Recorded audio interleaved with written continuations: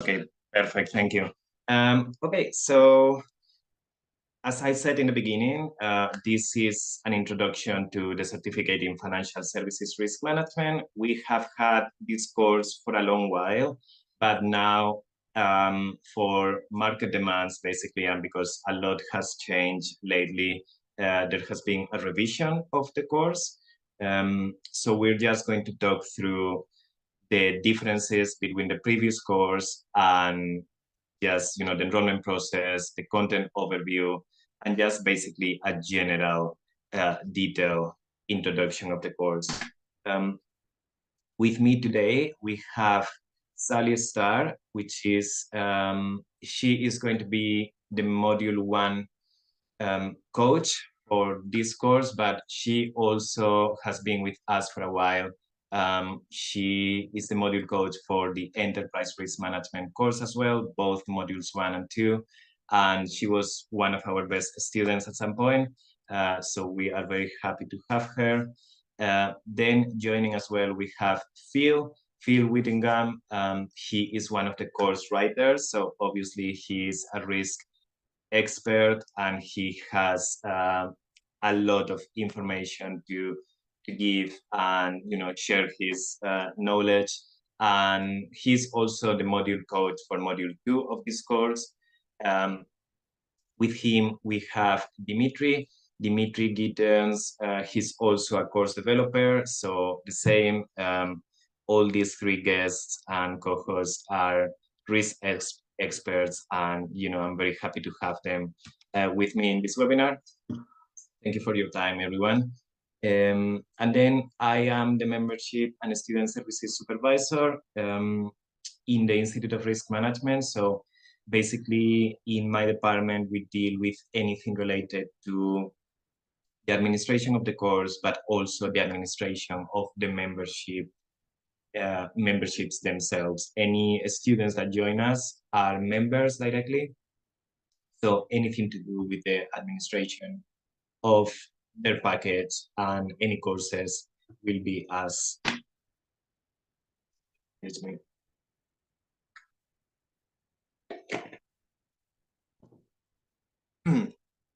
So this is basically what we are going to, excuse me, go through today. First, we will be having a little introduction about why it is important today to get qualified in risk and why to choose the Institute of Risk Management. Then there will be a little discussion with our panel members about what this course can offer and how it's different from the previous one. After that, we will have the content overview of the course, and we will speak as well about the assessment format. And after that, we will go with the enrollment process, how does it work, practical information, and then we will finish with a little bit of information on what you can get being a member with the Institute. And as I said, the moment you join as a student, you will be a member.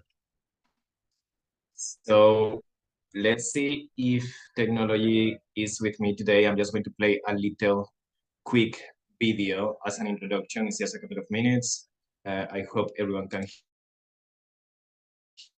hear it.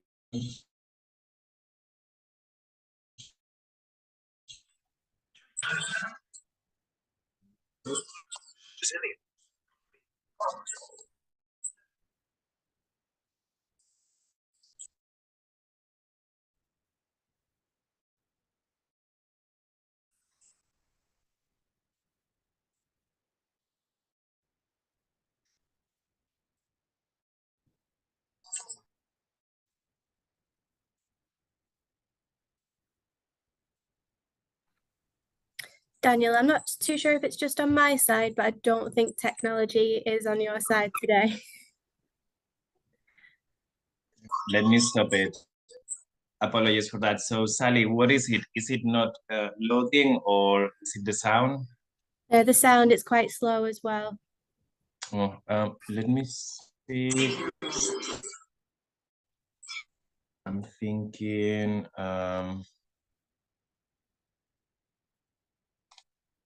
Just 1 second.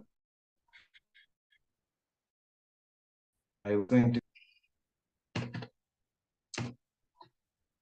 I'm just going to try to come out of Teams 1 second, just in case. And again, and if it doesn't work, I mean, it is 2 minutes and it's not saying much more going to about this. Yeah. Is it better?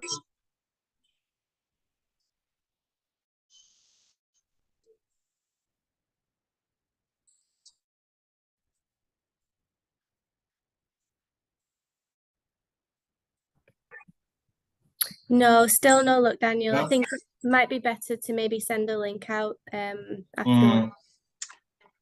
Yeah, that is a shame. I'm so sorry, everyone. So obviously, it might be a little bit too much with the sharing a screen and the recording and the video.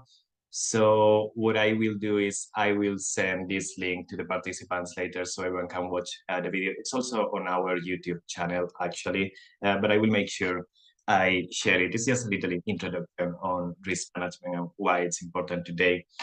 So right after that, thanks, Sally and Phil, for letting me know, by the way. So right after that, we're going to start talking a little bit about the nitty-gritty. So I just wanted to ask you guys a few questions. The first question, obviously, is what is different in this syllabus in regards to the previous one? So I mean, I'm happy for any of you to answer, or if you want to, add anything on anything. Okay, I'm happy to go. Yeah. Thank you very much, Phil. So sorry, this is Phil speaking. So I mean, as you've heard, I'm a previous student of the ERM, and I guess selfishly, I mean, for many years I was saying we need something that focuses on financial services, because if you haven't guessed, I'm a chief risk officer in a financial services company. So I guess, what's different in the syllabus. I mean, if I think back to why we thought this was needed, I mean, the IRM's always done fantastic enterprise risk management training and provided students with a very broad skills set across enterprise risk management. And actually, when we were first setting up risk functions in the city, in insurers and banks and so on, we were keen to get people with enterprise risk skills in. But I think what we've realized, I mean, the regulators in financial services very much define some of the approaches we have to use within the business, be it for risk quantification, the sort of risks we should think about. And there's a lot of regulatory requirements around that. And so we felt it'd be wrong to not bring together the sort of specific requirements for the sector with the general risk management skills that you would expect any good risk manager to be applying within their business. And I think, we've had initial attempts to do that, and I think they were good. I guess I'm a little biased because you saw us as a course developer. But I think as the IRM's qualifications have evolved, we wanted to make sure that the financial services focused and relevant qualifications evolved in the same way. And so there's a lot more deeper dive on topics which are relevant to FS practitioners and non-FS practitioners, such as things like operational resilience, for example. So it's really trying to blend that broad ERM knowledge and skills with the sort of FS specifics. Amazing. Any of my colleagues want to chip in, but yes, I was about to ask. Thank you very much, Phil. Sally or Dimitri, do you have anything to add on this? Yeah, so thanks, Daniel. Thanks, Phil. In terms of what's different, I think if the students and potential students were to take a look at the syllabus from the previous iteration, I think it was around 2019 to this one, like Phil said, there's a very clear distinction between the deep dive or the effort that was put into making it more practical to what you deal with in the financial services context today. So Phil obviously would have made reference to his background in as a CRO. I have a background in financial services regulation. So by design, we've taken the approach of tailoring it not just to this high level 30,000 feet idea of financial services risk, but a very practical treatment. So some of the modules, yes, there are definitions you'll find. There's a very traditional approach to teaching and learning, but built into those are activities, scenarios that are very practical, and that come from experience. So that's it for me for now. Amazing. Thank you very much. And Sally, I see you unmuting yourself. Yeah, I'd just add as well that the new syllabus is very current. So it really reflects the world that we all find ourselves in now. The most notable changes, I would say, are the inclusion of the sustainability. Well, in terms of module 1, sorry, the most notable changes are the inclusion of sustainability and resilience units. I'm aware that most students who are going to be taking this course are doing it to develop in their careers, and that will require applying some of the theory that you're going to learn to a practical setting, and the certificate syllabus really supports you with this. There's lots of updated case studies in all areas of the course that really provide up-to-date examples that students can relate to, you're probably familiar with already, and that you can really engage with regardless of where you're based in the world, what your experience is as a risk professional, and also what your background is. Thank you very much, everyone. Yeah, I mean, obviously, it's only been a few years really since the other course was launched, but 4 or 5 years make a massive difference. So it definitely is really important to have a current and updated syllabus. Going on, the next question is, what do you guys think the benefits are to students that are thinking of enrolling in this course, and also to employers that either want to put candidates from their companies or delegates from their companies through doing the course, or also employers that want to hire someone that might have studied this course? I guess obviously it's related to, you know, having studied a current qualification, but if I can have your insights on that. Yeah, I don't mind starting if you want. Of course, thank you. So for me, I know Daniel mentioned before that I'm a past student of the ERM course, and for me it really does provide a perfect foundation for you to build your career on as a risk professional. So I studied for the certificate in enterprise risk management back in 2019, and I think I would genuinely struggle to do the job that I'm doing today without having done the course. The syllabus is very comprehensive and very varied, so like I said before, regardless of what your background is, what your experience level is, there's definitely something for everyone to learn. But for me, another key benefit was the confidence that it gave me. Before I studied for this course, I didn't have any risk management experience. My background was in languages, but I had an interest in it and I wanted to pursue it as a career, and completing the certificate gave me that reassurance that not only was I qualified to do it, but that I now had the knowledge and tools that I needed to go ahead and do it. So yeah, that's kind of my viewpoint on that one. Thank you, Sally. Phil, if you want to Yep. continue. Yep. So obviously I recruit people from my team, and I guess to a certain extent any qualification shows a commitment to learning, which is very much something I'm looking for in people in my team. I mean, I think in our roles as a risk, I mean, the risk landscape's constantly evolving. Therefore, you know, we have to learn about new risks on a regular basis, and so showing that you're inquisitive and keen to progress is a, you know, kind of basic requirement almost. But actually what I'm also looking for is people who can join the dots. And I think one of the beauties of this syllabus, if you know, going for an interview with this particular qualification, is it's giving you the knowledge across all the different risk types. I mean, so often I'll see somebody and I'll think, well, they look fantastic on operational risk, but I need somebody who can talk to underwriters about not just operational risk, but also the kind of underwriting risk. And they've got no kind of background in that, or they might need to talk to investments team around sort of investment risk.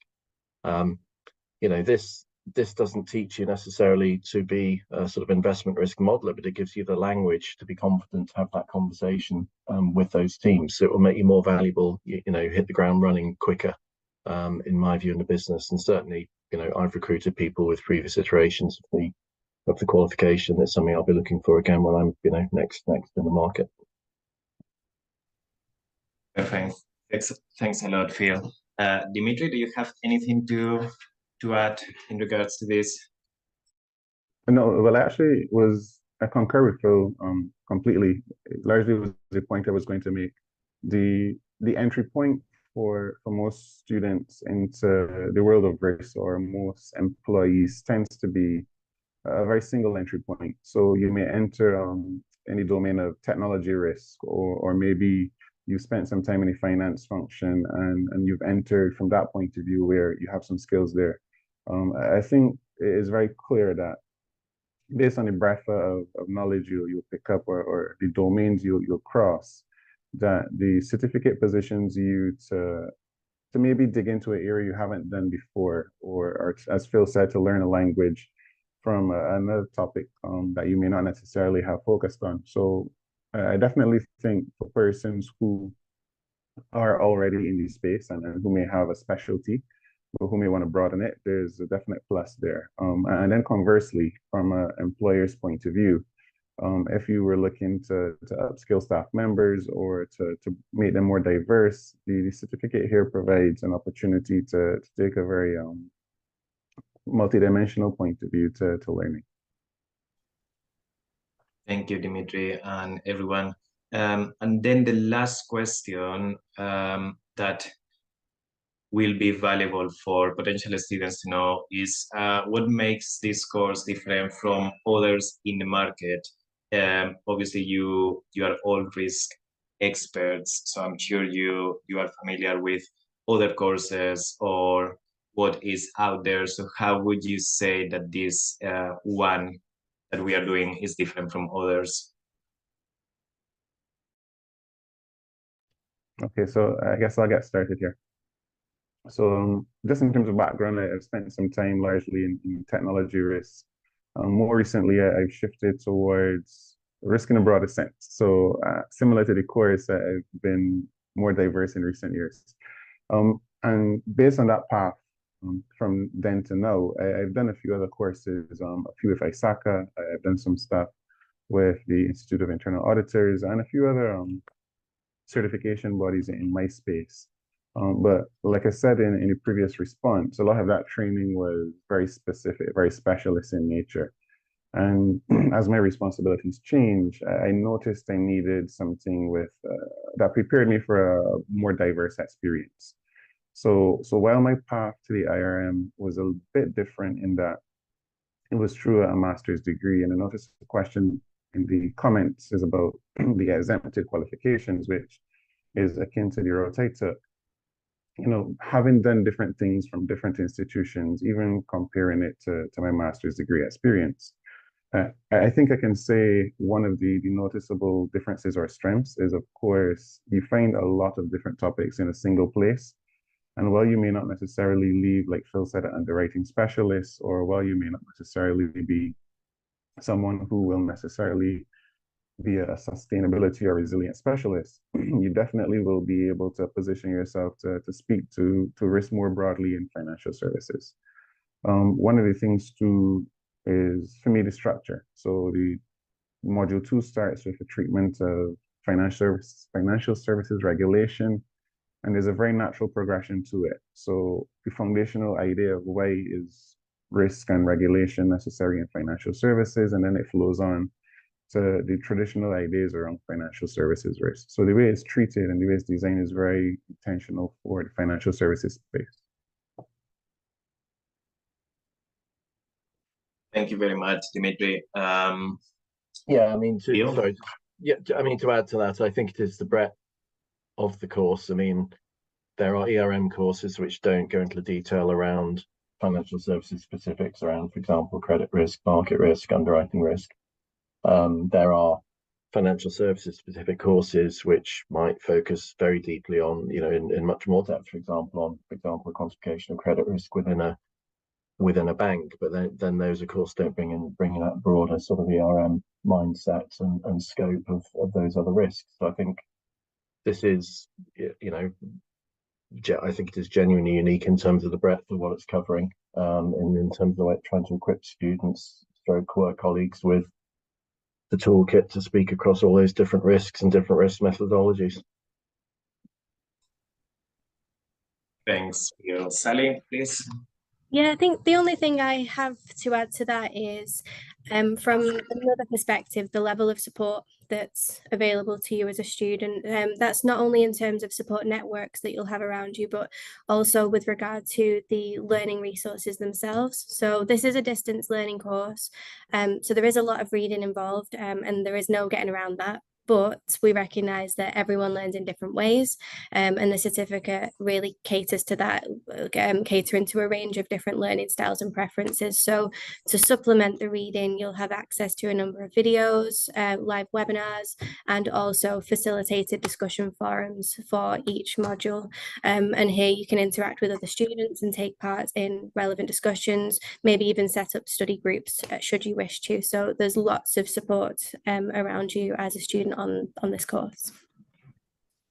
There's a question around the split of the course. Stuart, should I pick that up now? What was that, sorry, Phil? I noticed in the question thread there's a question on the split of the course between banking, insurance, and so on. Shall I pick that up?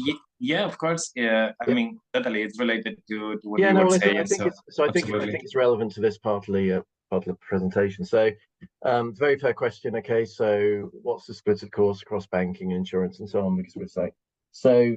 I mean, I guess the first question is, you know, why are we doing banking and insurance and so on in the same course? Well, I mean, they face many of the same risks, right? Investment risk, credit risk, and so on. And actually, if you look at the regulatory environment, it's very similar for both sectors. And actually, there's a lot of, it's almost kind of a zigzagging between the two. You know, if something happens in the banking sector, they introduce a regulation, and then lo, it comes to pass a year later, it introduces on the insurance side, and vice versa. So there's a lot of synergy between the two sectors, and of course there are such things as bank assurers.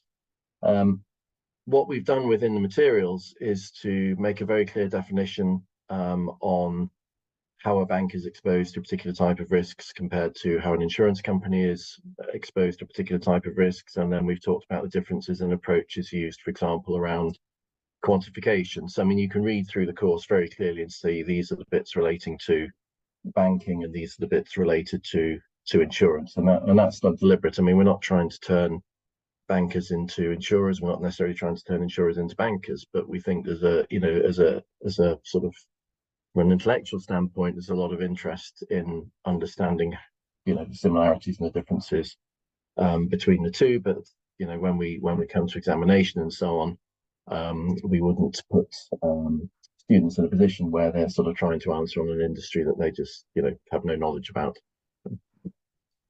Definitely, thank you, Phil. I mean, there's definitely a correlation, obviously, between banking and insurance. It's been like that forever, so it makes sense to have the course kind of covering both sectors. So I will thank you very much for that. Those insights, guys. That helps a lot, I imagine, to anyone that is thinking about joining the course.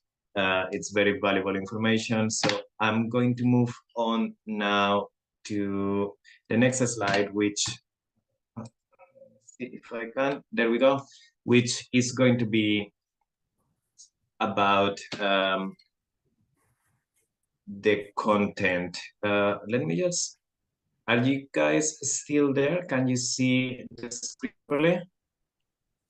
Yes, we can, Daniel.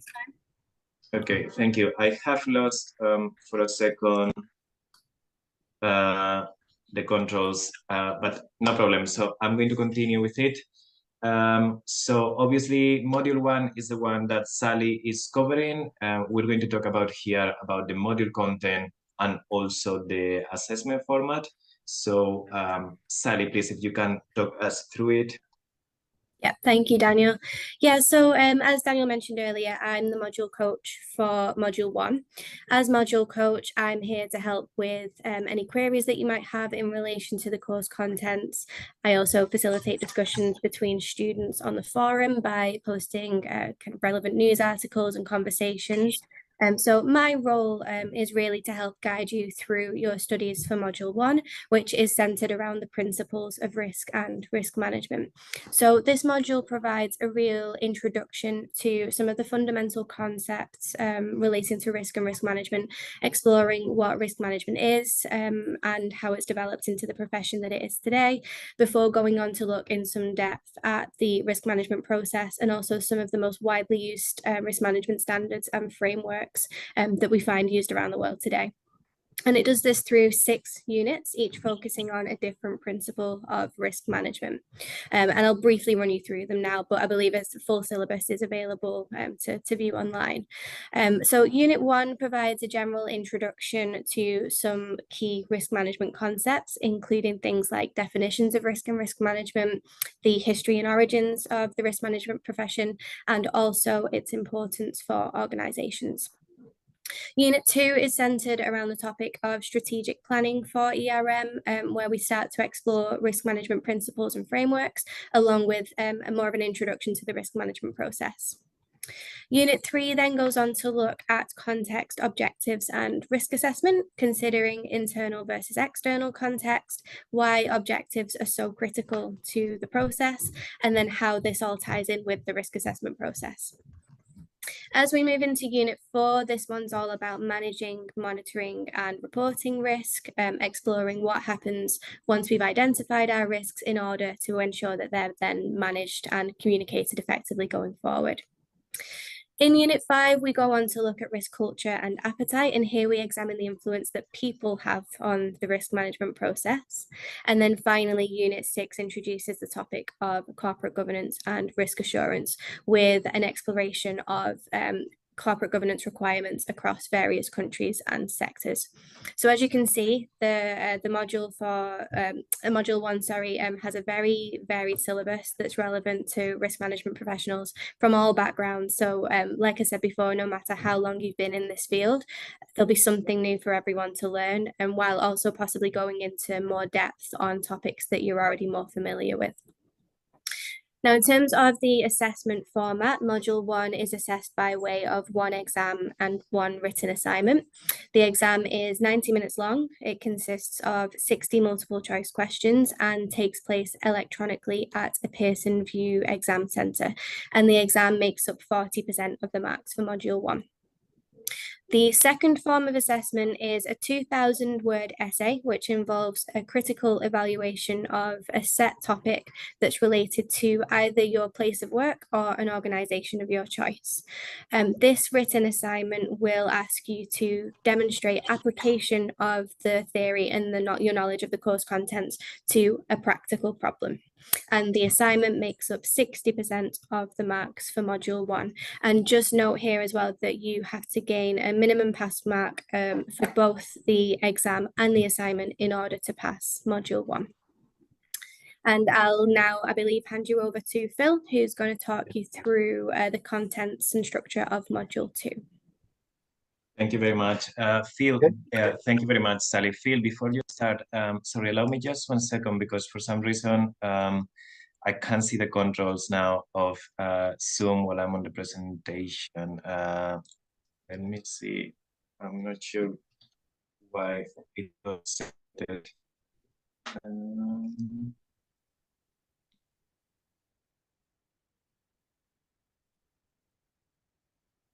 I don't think I can link them again, but that is all right. We will continue. The only thing is that I can't see you while I'm looking at the presentation, but that's fine. Phil, please, if you want to go ahead and run us through Module 2. Okay. So as Sally's wonderfully explained for Module 1, I mean, you can insert Module 2 in much of what she said and apply the same principles. So Module 2 is really where we get financial services specific. So we do that in 2 ways. So you've talked about general risk management theories and practices in Module 1. We talk about different frameworks. What we then do in module 2 is start off by introducing the regulatory expectations around those frameworks. So be it the European Union or the Bermuda Monetary Authority, or other regulators around the world. I mean, we look at who are the major regulators for the financial services marketplace, and then we look at what are those regulations trying to do. And, you know, I don't want to kind of go through the course before you've enrolled on it, as it were, but you'll see there's a lot of commonality. There's very much this concept of 3 pillars where you quantify risk in pillar 1, you sort of, you know, you have your risk governance within pillar 2, and then you do reporting in pillar 3, and there's a lot of commonality between the banking sector and the insurance sector and between the different regulators. So we use that to frame the discussion that then takes place in the next units. So the next units then go into the risks. We talk within the financial risk unit, we talk about market risk, credit risk, liquidity risk, and insurance risk. What we do is we introduce what we mean by each of those risks. We talk about how they arise within either banks or insurers. We then look at the risk management approaches that different regulators might expect you to have in place to help manage those risks. And then we talk about how you might quantify those risks. And when we're talking, for example, about market risk, that leads on to a discussion around topics such as Monte Carlo simulations and value at risk. Now, an important point here, and this is where I think we're different to some of the competitive offerings, we're not trying to teach you to, you know, do the complicated math, but what we do want you to do is be able to have a conversation with the person that does. We want you to understand, you know, what it's trying to do, why it's used, and what some of the shortcomings are. So quite an important topic if you're operating in the FS space. We then talk about operational risk. That's spread over 2 units in the context of a financial services environment, and, you know, how do the regulators expect us to manage it, how do regulators expect us to quantify it. But then within unit 10, there are a number of specific operational risks that have had a lot of focus within the financial services environment, such as vendor risk, and we feel on cyber and so on, and we feel that they're worth a deep dive within a separate unit. So again, we're sort of giving you more detail around how they would apply in the financial services environment. And we also use that unit to talk about some of the other risks that you might look at in your pillar 2 risk assessments as well. So there'll be a discussion around strategic risk, for example, within that. The last 2 units, as I think it was Sally alluded earlier, I mean, resilience and sustainabilities are topics not just within FS, but more broadly. They're of interest to risk management more globally. So again, we take a similar approach there, where we look at those risks, and we think, you know, increasingly the FS risk manager needs to be able to talk to those topics, so they're included within the course materials. All the way through the modules, there are points where you're asked to sort of think about how the topics that you're reading about apply to your own particular business. So we're not just firing a load of information at you, we're asking you to go through the materials to think about what they really mean in practice and how that practice might apply within your own particular organization. And I think that's important then, because when we look at the assessment criteria, we'll be asking people to undertake a critical evaluation. And you can see on this particular module, rather than the split format for the assessment that we had on module 1, this time it is 2 essay assignments that we're looking to set for the examination purposes. I think that's probably all we need to say. Thank you very much, Phil. Yeah, in terms of the assessment for module 2, instead of being 1 exam and 1 assignment, it will be 2 assignments, and the format will be exactly the same as the assignment, the written assignment in module 1. So it's about 2,000 words, and then you can submit your assignment by Moodle, which is the online platform that we use, where you will be able to find the whole course. Something related to what Phil was saying about using throughout the course, using you know, asking students to reflect on their organization.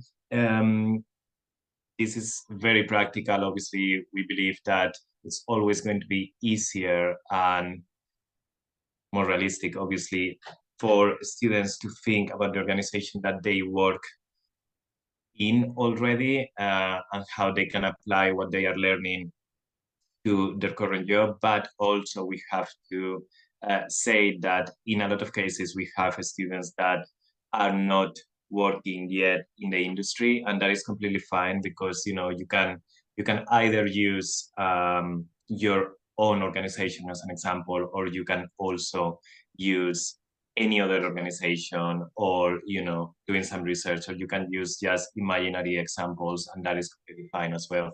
So let's see a little bit what course resources you will get. Some of them Sally had mentioned earlier.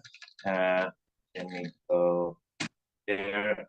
That's everything. So you will find a lot of learning activities in the online platform. So once you complete your enrollment, then we give you access to the online platform, and there it's just a matter of following the course unit by unit, and every now and then you will be prompted to certain chapters of the textbook, for example, and then you will have some activities to consolidate your knowledge.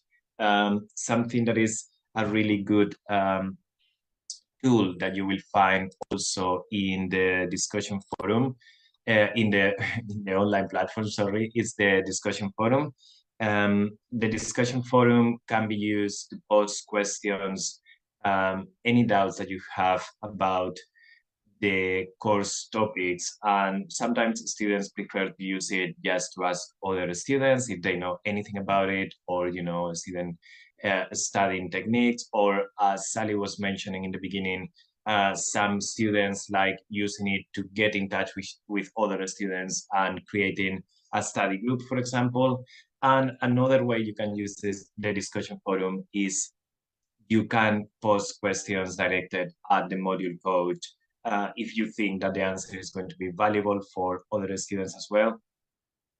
So the discussion forum is quite a good way actually to stay up to date and be able to know the opinion of other students and the coach.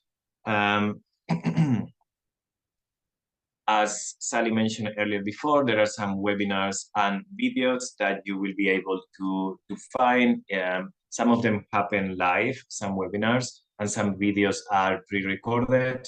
The webinars that happen live, if students cannot attend on the day when they're happening, they will also be uploaded to the platform once they have been done, so any student can access this at any time.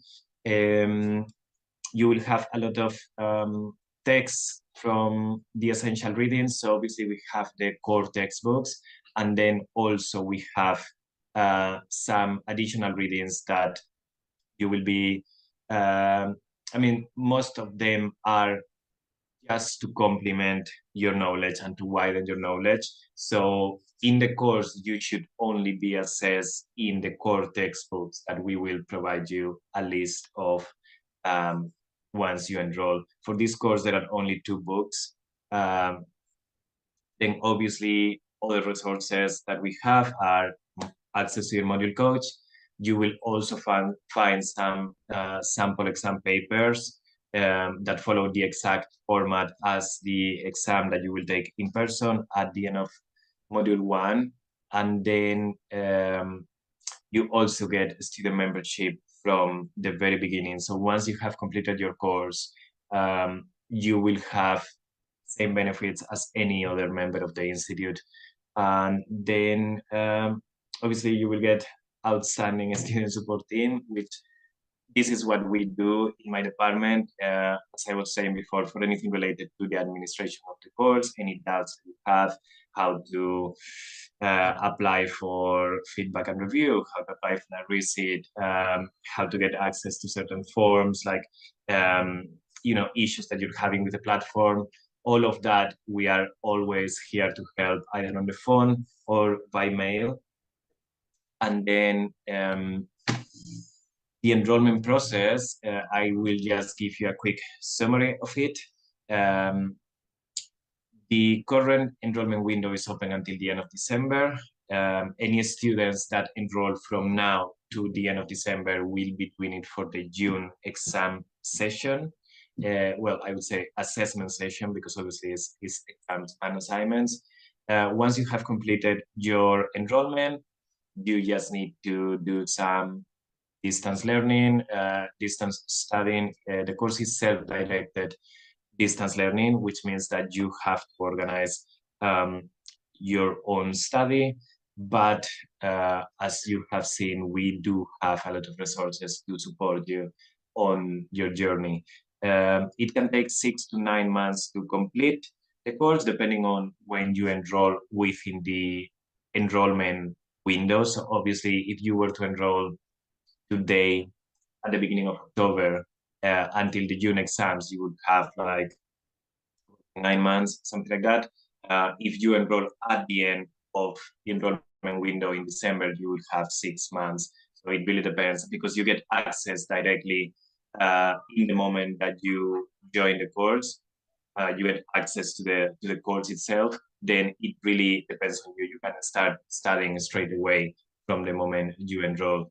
The Module 1 examination will be in the week of the 10th of June to the 14th. And we say in the week because when you want to book your exam, you will be able to choose a day within this week. Then the 3 assignments that you have to do, so one of them for Module 1 and the 2 assignments for Module 2, the deadline to submit all of them is the 28th of June. So it's at the end of the month. And this doesn't mean that you have to work in all of them at the same time. The assignment questions are usually released around 12 weeks before the deadline. So that would be April. And that means that, once the questions are released, I mean, you should not be able to see the questions until you have gone through all the units. So we want you to cover the theory first. And then once you have done, you can see the assignment questions. And then once you have the assignment questions, you can just start working on them one by one, between the moment they are released and the deadline. You can submit at any point. Then after all of them have been submitted, the results are released on the 6th of September. And then after that, if you complete the course, you get the postnominal IRM cert, and that obviously gives you recognition in the industry and shows that you have achieved a certain level of knowledge, and it's one of the benefits of doing the course as well. Everyone can see instantly what you have done. I'm going to speed up a little bit because otherwise we won't have time for questions and answers. This is basically the journey that you can do with us as a member. So if you were to start doing, for example, one of the international, this course specifically, you will be here, which means that in 1 year you can achieve IRM cert, which is what we were talking about. After you have completed this course, if you want, you can move into the diploma in risk management, and that could be achieved kind of like in 2 years. So obviously, this between brackets, it's how long it would take you to move to every stage. It would be 1 year to the certificate plus 2 of doing the diploma. In 3 to 5 years, you could be a grad IRM, which is the postnominal you get after doing the diploma. And then after that, you can move up on the membership grades, just taking into consideration your experience. So if you have had 3 years of experience in the sector, you can apply to be a certified member. And after that, if you have had 8 years of senior experience, you can apply to be certified fellow, which is the highest membership grade that we have. These are some of the benefits that you get for being a member, which again, you will be from moment 1 that you enroll in the course. So as you can see, we have around 8,000 members, 500 new students each year. We have regional and special interest groups. These are really good to stay up to date with any news, any developments in the industry, and also to network with other people that have the same interests. In case of the special interest, they are divided in categories, so I will show you now. And obviously regional, it would be for the area that you are based on. Some of the examples of special interest groups are, as you can see, financial services, we have health and care, energy, cyber, those are quite hot and popular at the moment. Climate change definitely is very popular at the moment. Operational risk, almost any sector that you can think of, we have a group for. On our website, once you are logged in as a member, you can find a lot of articles, standards, thought leadership from professionals in the industry.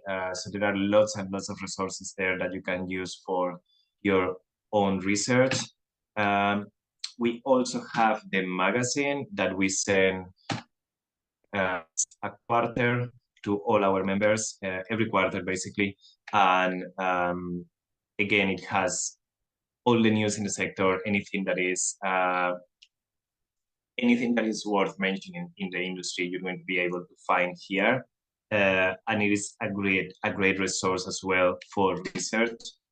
And then we also have a lot of webinars on our website. Webinars like this that we're doing now, it will be uploaded there, but also sometimes it's just events really on different subjects. For example, the one that you can see there, it was rising importance of holistic third-party risk management. So, I mean, it's kind of like the special interest groups. There are webinars in a lot of different, on a lot of different topics, and it's also a really good tool to in the industry.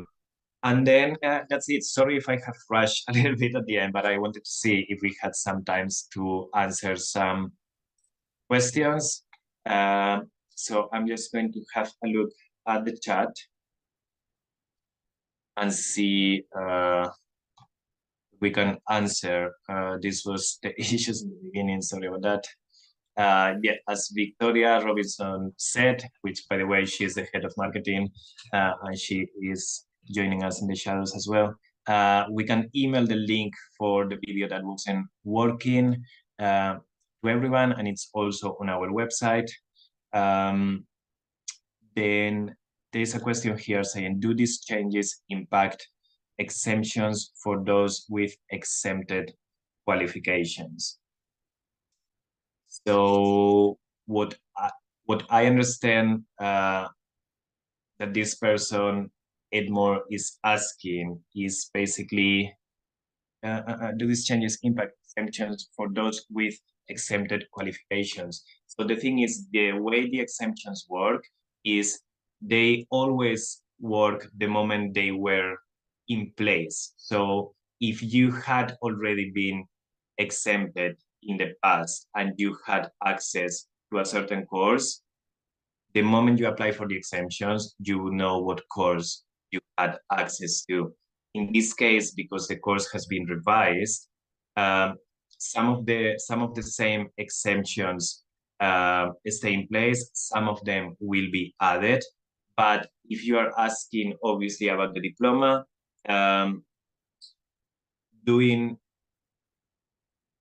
you're asking about the diploma, it will be the same way as it was before. So we can have students that want to enroll in the diploma and they can apply to be exempt of having to do this course because they can show that they have acquired this knowledge by other means, like, you know, either work or any other qualifications that we have agreements with. So about this, you can find information on our website on the diploma page, a section that is exemptions, and it tells you exactly what you can get exempt of. The course the cost of the course and the duration of the study. The duration of the study, as I said before, it can be 6 to 9 months, depending on when you enroll. And the cost of the course at the moment is £2,195 for students. Well, that's the standard fee. And then students that are from low GDP countries, they would pay 1,865. So that's the biggest discount that we apply to students that qualify to be considered as low GDP countries. And information about this is also on the website. Approximately what would the split of the course be across banking, insurance? Phil answered that question earlier. Okay, someone thinking.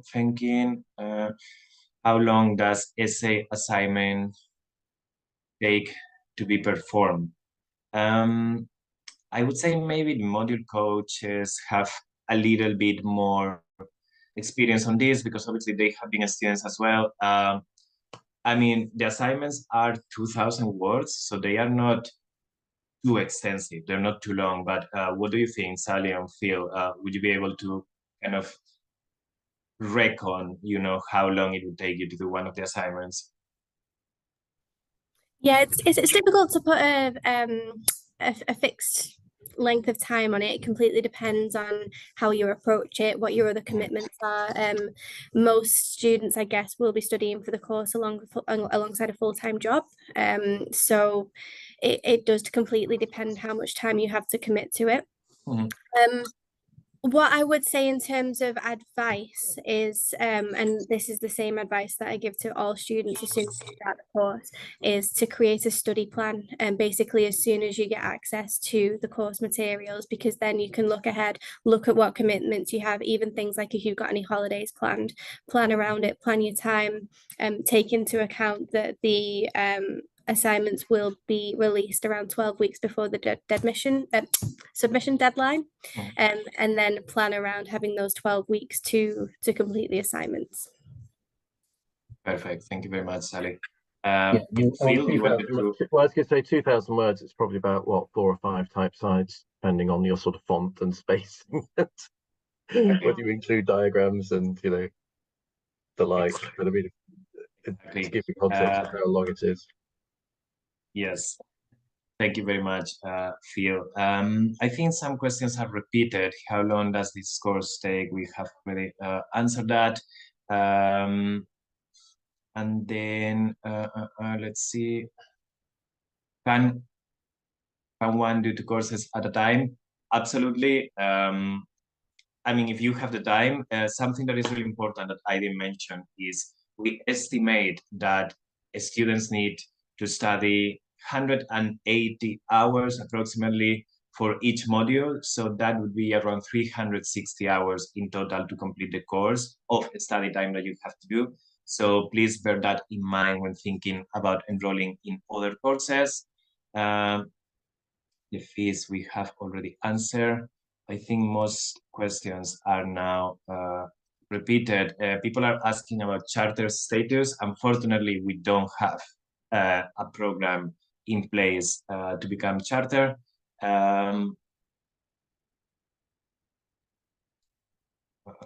Level 6, 7. Okay, so the certificate is level 5. We have just gained recognition by OFQUAL, so we are now OFQUAL regulated. The certificate is level 5. And that obviously, as you know, is a national framework qualification. It means that your course is accredited. And there are a couple of other questions there, guys, but unfortunately we have run out of time now, so I have to stop the webinar. Any questions? I'm just going to type in the chat box our email address in case you want to get in touch with us. studentqueries@irm.org. Please feel free to send any questions that you have to us, and we will respond on the day. And other than that, everyone, thank you very much for joining. Thank you, Sally, Phil, and Dimitri, and everyone else. I hope it's been helpful, and you will be able to find this webinar on our website and on the socials. Okay, thank you very much, everyone. Cheers. Bye, guys. Bye. Bye. Thank you all.